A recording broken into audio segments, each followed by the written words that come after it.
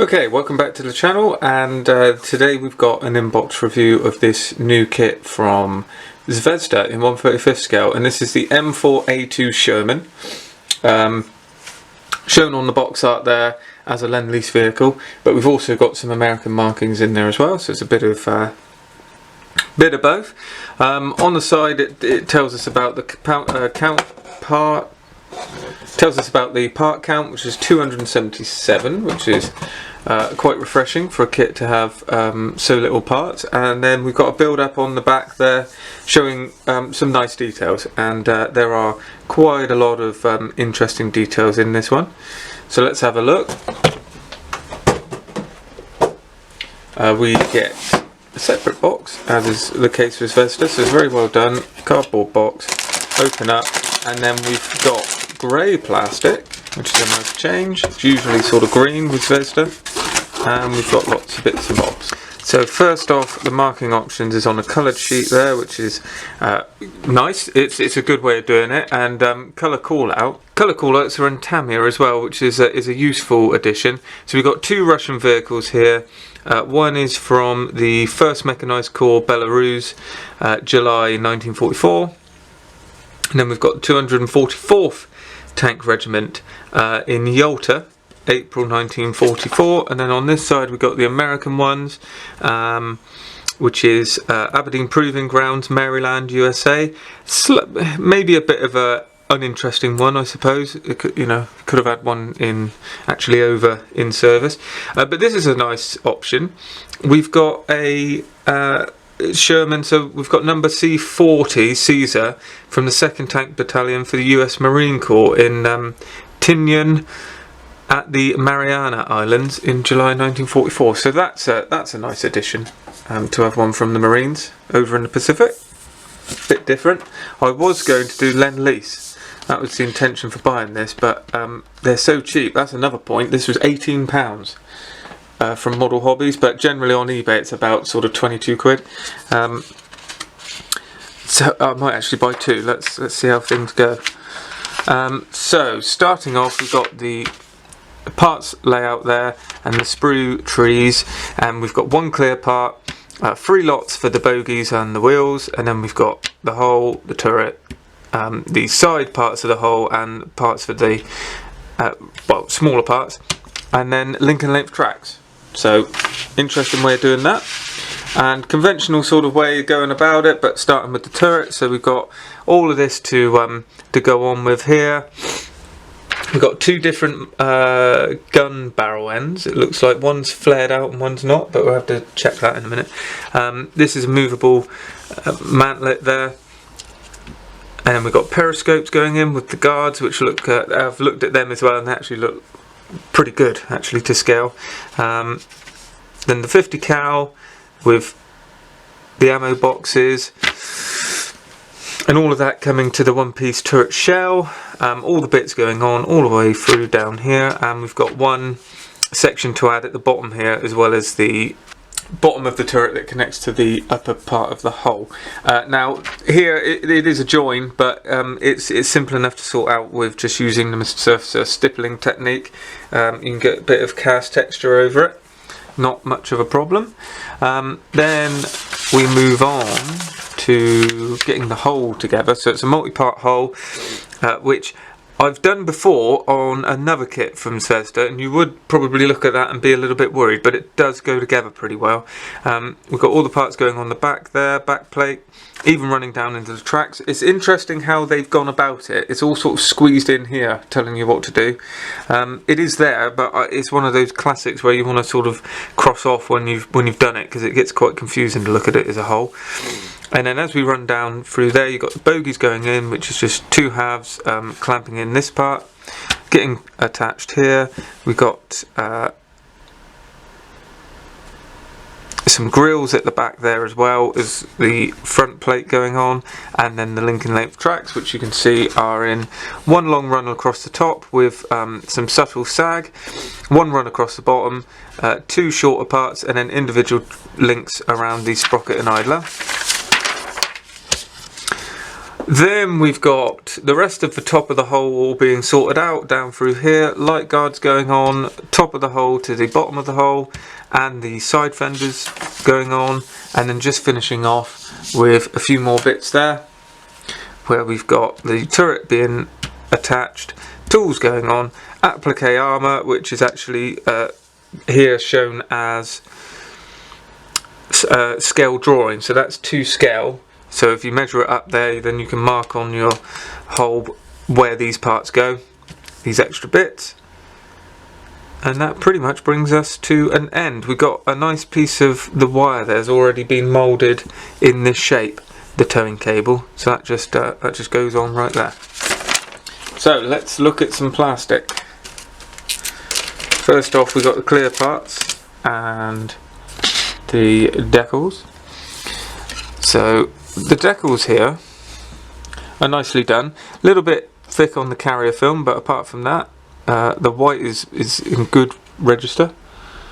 You might be able to see the carrier film. It's very hard to show you there because they're all in white, but yeah, they are pretty good. And we'll come back to this. Remember, these are labels for something we'll see in a minute, so you get that included as well. Clear part is the periscopes for the cupola, and the other periscopes and the lenses for the lights. It's all standard stuff there. Now, one of the problems for putting it all together is you get parts breaking off. What have we got here? Yep, they are two parts. So I'm just going to put them straight in the box, especially on this grey table. You can see them going missing. There we go. Right. So there's the two sprues for the tracks. Now these are really quite nice in the detail. I don't know my Shermans very well. This is a different type of track. There's about 4 or 5 types of tracks, I think, altogether. And this is all metal, whereas sometimes they've got rubber pads. So they will be showing quite a lot of wear. You know, they'd pick up a high spot, a bit more like the metal tracks. I think there is a rubber pad underneath, but not that you'd see here. And they look very, very good. I'll just have a look. There isn't even really any seam lines running down the edge that I can see that you need to worry about. There's ejector pin marks on the inside, but they're not on every link. There's sort of one there, one there, one there, one there, which might mean that that's where they land on. Oh, well, that is. They're in. So you've got the 1, 2, 3 is where they actually sit on the top of the bogey. So you're not going to see those. Underneath here, I mean, you might see them, so it might be something you want to think about. Seems pretty easy to sort out. It's wide enough there. A little tiny dab of super glue and a needle file or a sanding stick up through there, and it'll all be gone. Good bolt head detail on the sprockets. Nice detail there on the idler as well. I mean, this is impressive. This could be anyone. I see the Zvezda stamp there, but I mean, this could be Tacom, Ryfield. I mean, I've just built the Ryfield Firefly, and well, I can't see any differences yet. I think there is one major difference that we'll get to, that those sort of kits have. And then we have our 3 sprues of the bogies and wheels. Again, there are different types of wheels. I can't remember what these are, but we've got the ones with the actual spokes and with the smooth. We've got both types of wheels. I don't think they're used in this one. No, they're all the marking options in here need the ones with spokes. But they obviously have those as spares, so that's a useful thing to have, because there's a lot of Shermans that use those. Again, we've got raised cast marks on the bogies here. Down there's the printing mark, the casting marks, which are different on each one. So I mean, that's a great thing to have. Very crisp detail. Again, no seam lines, really. And I'm a fiend for seam lines. I can't stand them, but There isn't any anywhere, not even on the rubber bits of the wheels. There's just sprue gates. This is impressive. There we go. We've only got a mould line over the top of the rubber parts here. There we go. I had to find one. Okay, right. That's looking very good. Now we're on to the hull. So nice big sprue there. And you can see the lower plate of the hull with all the hatch details that you'd ever really want. Nice grills. Well, it's sort of a grill. It looks like a grill. It's not. I don't think it technically is a grill. It's on the doors at the back. So it's fine recessed lines. And then we've got the whole plate itself. Let's have a look on the blind side. So we do have ejector pin marks, but none of this is going to be seen, so that's all in the inside. No ejector pin marks on the outside. No mould lines. There's actually spectacular recessed rivets there, look. Or bolt heads. Where are we? God blimey. Struggling with the light a little bit. And the focus. God, I can't find it. There we go. So you've got all that running through there. I know it's on the bottom of the tank, but I mean still, look at the effort that's gone into putting all of that in. Now the one thing I was mentioning earlier that you will notice is there is no, absolutely none, cast texture to this. Anywhere. It is just smooth, like smooth plastic. Now the Sherman in places did have quite heavy cast texture, so that's something that you can be adding yourself if you want to. I'm in two minds of it usually. I mean, I will add it, but I don't care that it's not there, put it like that.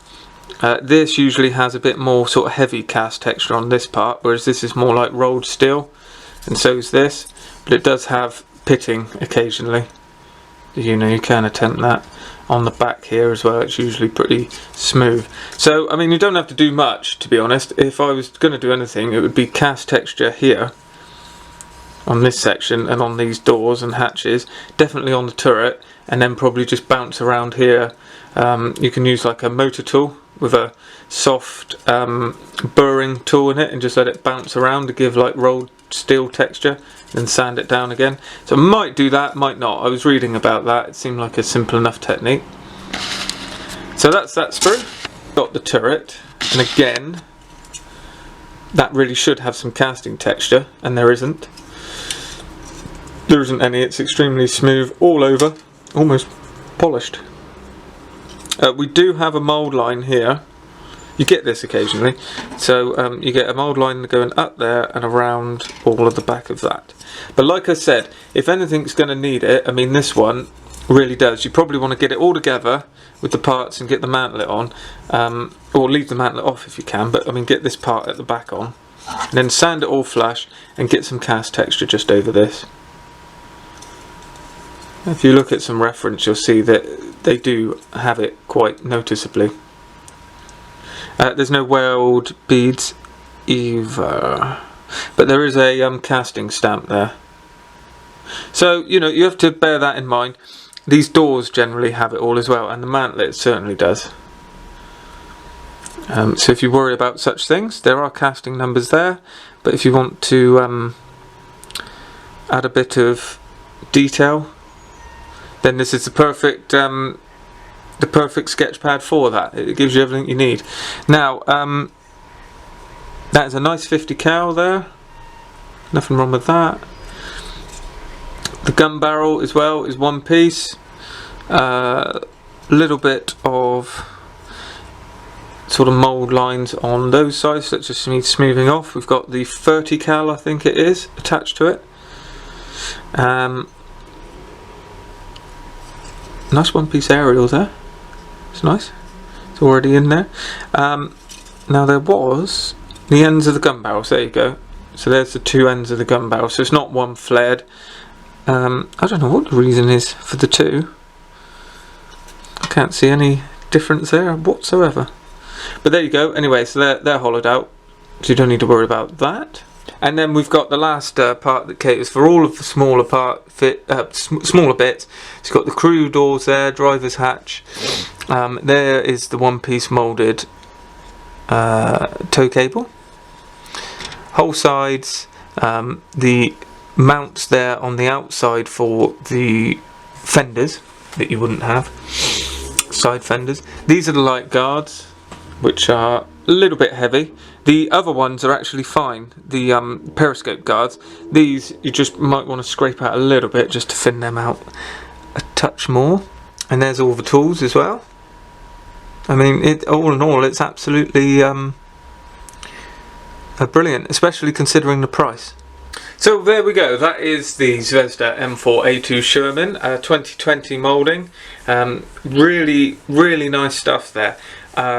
Just slightly lacking on the surface detail, which, to be honest, is one of the least of my concerns generally with models, because you can. It's like saying that a new aircraft model doesn't have rivets. You know, I mean, you can put them in if you want them, can't you? But if it's got them, you can't get rid of them. So it's something to bear in mind. If they were to do it themselves, it could be too heavy. So what do you do then? You know, it's better to be able to add it. It's your choice. Most people aren't going to worry about it, I'm sure. This looks like it's going to be a brilliant build. 277 parts. I mean, it's going to be a quick and easy build from looking at it. I'm sure of it. So I'm going to give it a go over the next couple of months. So I will let you know how I get on when that does happen. But there we go. So nice thing to have in addition to their line of tanks, which is now becoming a bit eye-catching now. There's quite a lot in their catalogue that is worth a look. They've got everything from Panzer IV, Ferdinand Elephant, right up now to a Sherman line. So let's see where they go with that. So great stuff from Zvezda. Available, well, let's say for under £25. But I mean, you know, it's around the £20 mark. It's remarkable, really. So let me know your thoughts in the comments below. If you like tanks, rest assured there's a few things happening in the background where, if you know, stay tuned to the channel, because I got quite a few bits on the go in the background. So when that's all sorted, trying to get ahead of myself with a few videos, we will have some videos coming on that are aimed at tanks. So there you go. I'll say no more for the moment. So thanks for staying tuned. If you haven't already, consider giving me a subscribe, like the video if you do actually like it, and I'll see you in the next video.